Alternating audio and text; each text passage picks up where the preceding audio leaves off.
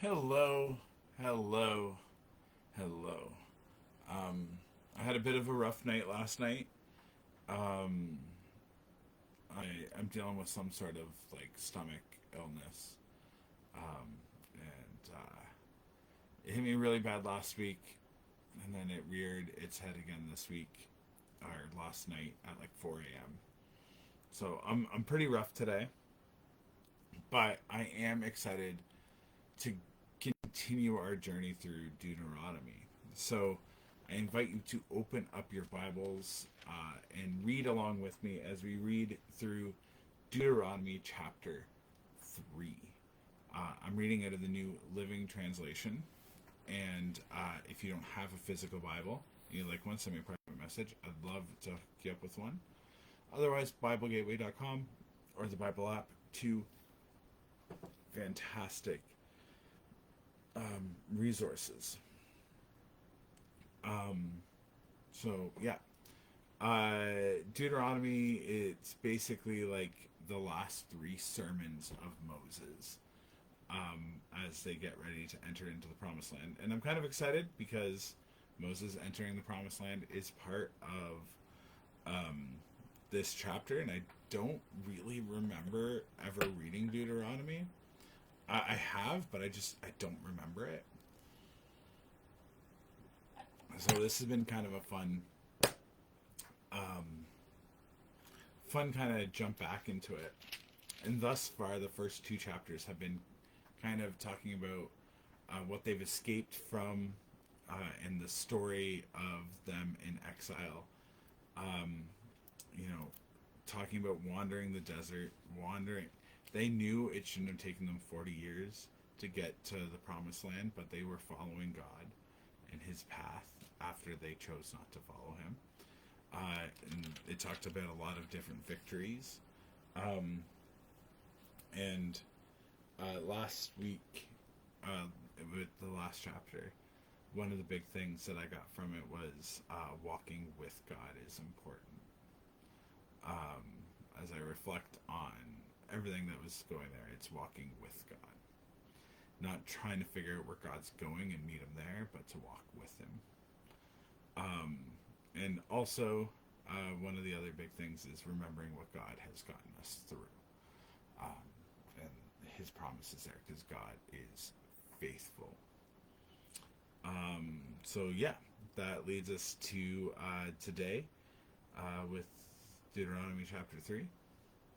I'm sure if you were just watching these videos back to back, you'd be like, oh, this almost feels like a different person. I almost feel like a different person.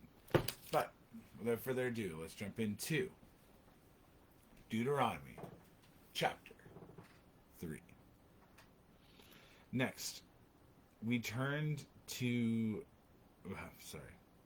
Next, we turned and headed for the land of Bashan. Sorry, I'm grabbing my pencil so I can mark and follow along. I think I need to do that a little bit more today than normal. To Bashan, where King Og and his entire army attacked us at Edrei.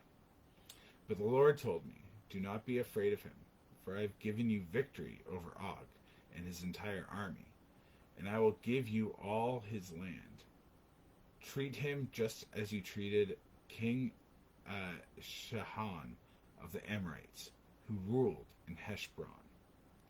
So the Lord our God handed Og and all his people over to us, and we killed them all. Not a single person survived. We conquered all 60 of his towns, the entire Argob region in his kingdom of Bashan. Not a single town escaped our conquest. These towns were all fortified, with high walls and barred gates. We also took many unwalled villages at the same time. We completely destroyed the kingdom of Bashan, and we had destroyed King Sihon of Heshbon. We destroyed all the people in every town we conquered, men, women, and children alike, but we kept all the livestock for ourselves and took plunder from all the towns. So we took the land of the two Amorite kings east of the Jordan River, all the way from Aaron Gorg to Mount Harmon. Mount Harmon is called Seron by the Sidonians, and the Amorites call it Sinner. We had now conquered all the cities on the plateau, and all Gilead and Bashan, as far as the towns of Salak and Edrei, which are part of Og's kingdom in Bashan. King Og of Bashan was last survivor of the great Rephaites. His bed was made of iron and was more than 13 feet long. Oh, the bed was more than 13 feet long, and 6 feet wide. It can still be seen in the Amorite city of Rabbah. Land division east of the Jordan. When we took possession of this land, I gave it to the tribes of Reuben and Gad, the territory beyond Arar, along the Aaron Gorge, plus half of the hill country of Gilead with its towns. Then I gave the rest of Gilead and all of Bashan, Og's former kingdom, to half the tribe of Manasseh. The entire Argob region of Bashan used to be known as the land of the Rephaites. Jair, a leader from the tribe of Manasseh, conquered the whole Argob region in Bashan, all the way to the border of Geshurites and Meshurites. Jair named this region after himself, calling it the towns of Jair, as it is still known today. I gave Gilead to the clan of Machir.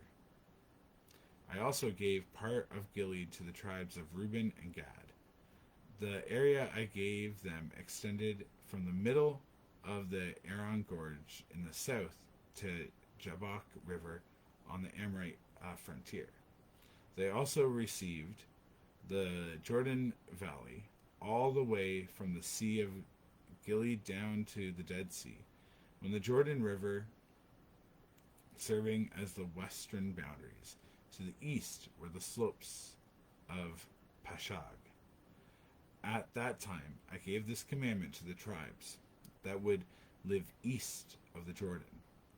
Although the Lord your God has given you this land as your property, all your fighting men must cross the Jordan ahead of you, your Israelite relatives, armed and ready to assist them. Your wives, children, and numerous livestock, however, may stay behind in the towns I have given you. When the Lord has given sanctuary to the rest of the Israelites, he has to you when they occupy the land the Lord your God is giving them across the Jordan River. Then you may all return here to the land I have given you. Moses forbidden to enter the land. Oh, I read that wrong. Verse 21. Moses forbidden to enter the land. I'm going to take a sip of water. I'm sorry, guys.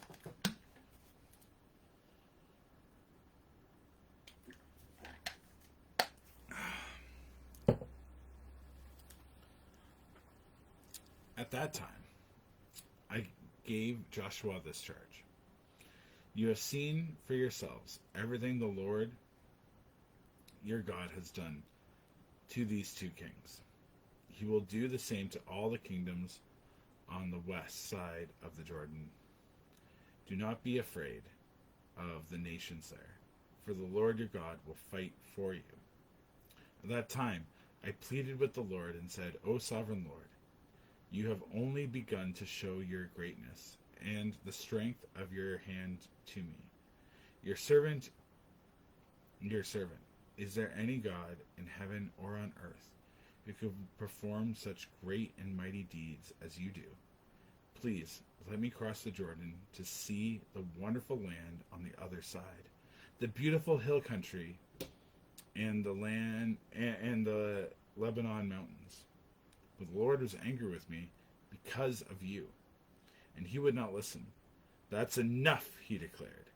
Speak of it no more, but go up to Pashig Peak and look over the land and in every direction. Take a good look, but you may not cross the Jordan River. Instead, commission Joshua and encourage and strengthen him, for he will lead the people across the Jordan. He will give them all the land you now see before you as their possession. So he stayed in the valley near Beth Peor. May God add a blessing to the reading of Deuteronomy chapter 3. This is a bit of a tough one.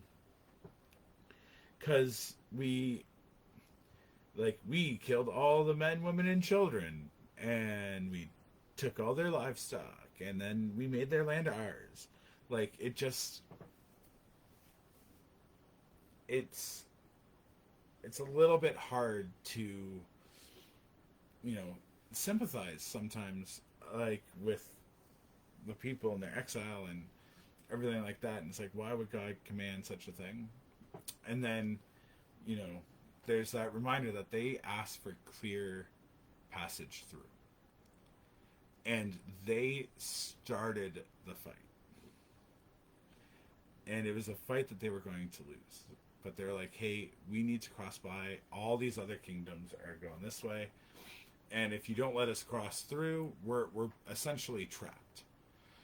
And God has led us this way. So either you have to let us through and we'll pay for everything. It'll be, but that mistreatment of foreigners led to their demise, right? And it killed off everybody. So the aggressor ended up becoming defeated, right?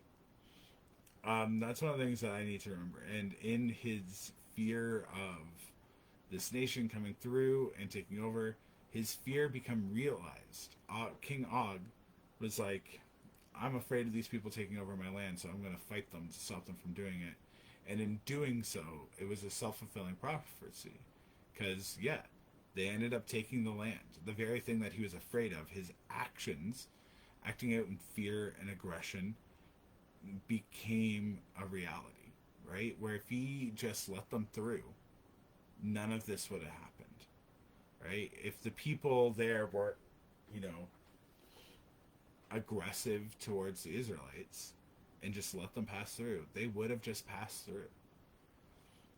So when you let your fears demonize somebody else, when we let our anger or our distrust build up and we're like, oh, they're going to rob us, they're going to do whatever, it can come back to bite us because we're looking for those types of people. And we might be putting ourselves in a situation where these awful things will happen to us. King Og had so many reasons why what he did was the right move. But anytime you dehumanize and you act out of fear towards somebody else, it seems like it ends up bad for you. So pray to God for guidance and wisdom as you move forward, especially with difficult people that you don't understand, that are difficult. One of the things that we do now in a lot of our society is we look at homeless people like they're less than, and we treat them like that, right? We treat them like they're less than human, and or just say, oh, look at all these drug addicts, and like we talk down and look down on them. And often one of the things that happens, even those that are set out there trying not to do it, they just hear that and they get that sense, and they lose their own humanity sometimes, and they become what people say that they are.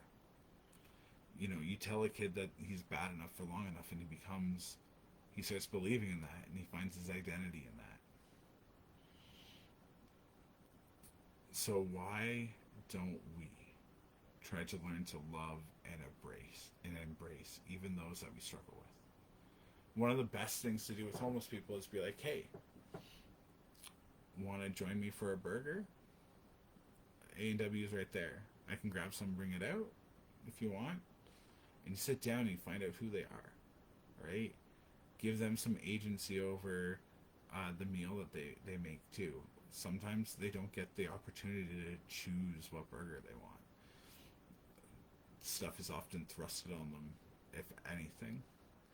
And it's not dignified, but bring them a little bit of dignity. That's one of my favorite things that happened in Ottawa.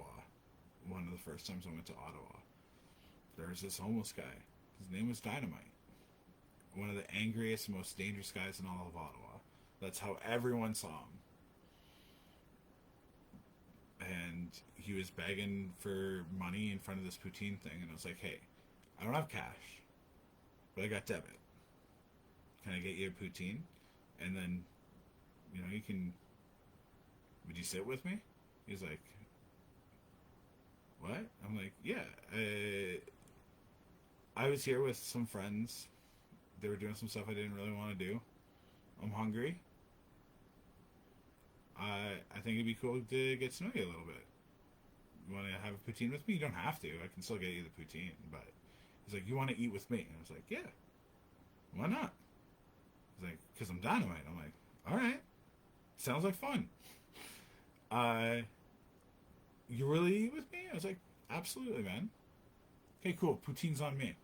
Gets up, orders me a poutine, and we have a meal together. He's like, can I just show you around at the end of it? And he showed me around town. And it was an amazing night. Me and one of the most dangerous homeless people in all of Ottawa, apparently. So many people told me that. And it was this amazing night. God, guided it. I didn't enter into this situation and agree to follow him alone without God, but God was in it, and he had dignity, and like the angry, frustrated, dangerous person melted away, and he had so much pride in the little that he had, and he was so welcoming and so warm and so loving, but no one ever gave him that opportunity. I'm very thankful to God for giving me that night with Dynamite. That was a really, really cool night. But now it could be like teenagers, right? So many people are afraid of teenagers. I work with them. They are really lovely people. So many are like, oh, whatever, they're up. No, man, take some time. Just be nice. When you're on the bus and they're scaring you or something, just be like, hey, so it's kind of freaking me out. Do you mind turning it down a little notch? And there's a great stand-up comedian that talks about doing just that, and the kids are totally lost in their own world. They don't realize what they're doing, but them showing them a little bit of respect and being like, hey, your actions are actually they're scaring me and the other people on the bus. And oh, well, we don't want to do that, and completely change how they were doing things. So what I'm saying is, don't be an og. That's what I'm getting from this. Learn to love and embrace people even when it's scary. And just a little bit of dignity can go a long way. But instead, they met them with violence, and everything that they feared came to pass. Then there's, they divided the land east of the Jordan, and then Moses doesn't get to see the promised land because of the people. And this is that tragic part. And we know this already from Exodus. But it's so tragic. For 40 years, he led the people. He saw God do so many things. And on the precipice of the land, God was like, this is as far as you go. You don't get to continue. And there's probably many reasons for this. Like, in the big picture of things, this is one of the last times everyone was together. The time to pass the torch to Joshua was then. Moses was old. He couldn't really continue that journey. And his anger and hurt, like, we could have been here almost 40 years ago if you guys just trusted God. But now I don't get to do it. But the torch is passed to Joshua. And his leadership is seen amongst everyone. And we see in, like, the story of David how when it's not done in front of everyone, other people will try to rise up and steal that power. Because there's another king that basically became self-appointed just before David did, after King Saul died. And, like, David was going through the proper processes, and this other guy basically had a big enough crew that he was like, no, I'm challenging your authority. I'm the king. Not you, David. You're not the king. I am. Look at my followers, right? So there's, like, this big kind of thing that happens there. So for Moses to pass the torch in front of everyone, after being like, this is what I got you through. I got you through all of this. My time isn't going to continue over there. God told me bluntly and matter-of-factly, I don't get to go. But Joshua does, and he will lead you. It's bitter. It's bittersweet, but it's for the good of all of the Israelites that it happened this way. And though Moses is hurt, God gives him enough strength to see it, to envision his people finally entering into the promised land. All the hopes and dreams that get fulfilled, the promises of God that he gets to see played out. He might not be physically there with them, but he gets to see it. And in our lives, there's a lot of times where we just have to be like, okay, I'm letting you go. I can't follow anymore. And I'm sure it's an absolutely heart-wrenching thing. I've only had to do it a couple of times. And it's always so difficult, but it's always for the better. I'm getting emotional and I don't even really fully understand why. But, like, kids going to college, right? That's their journey. You can't go to college with your kids. They have to go about it themselves. There's a lot of opportunities like that in life, but for some reason, this has made me feel sad. I'm just going to blame it on my sickness. But yeah. All right, let us pray. AJC, awesome Jesus Christ, and thank you for all the ways that you love us, you guide us, you bless us, and you direct us. I thank you for this chapter 3 of Deuteronomy, that the victory continues in navigating all this stuff. Lord, as I think about, you know, the fears manifesting and becoming like the reality, the thing that we're fighting so hard within our own strength to avoid ends up becoming that reality, whether it's with the king of Og or in Jerusalem. You know, trying to fight off exile is the very thing that leads to exile. When we rely on our own strength, often the worst outcome that we want to avoid is the one that we get. So let us not rely on our own strength, but in our own understanding and our own logic, but to rely on you to guide us through. As you are so faithful to doing, as we've seen throughout the entire story recap here in Deuteronomy so far. And though it feels like such a great punishment for Moses not to continue on, I thank you for doing it that way.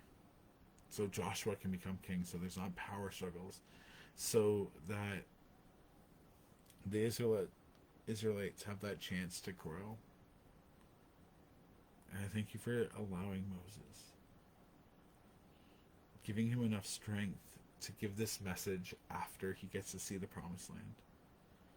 That these last few sermons and speeches that he gives were recorded, and we get to read them.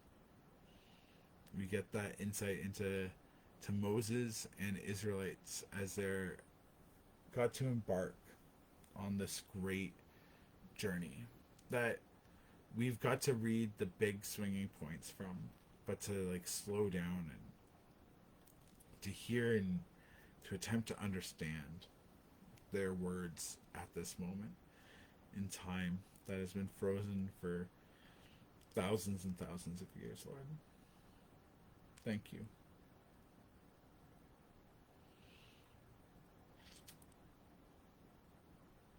May we embrace those times when we have to let go.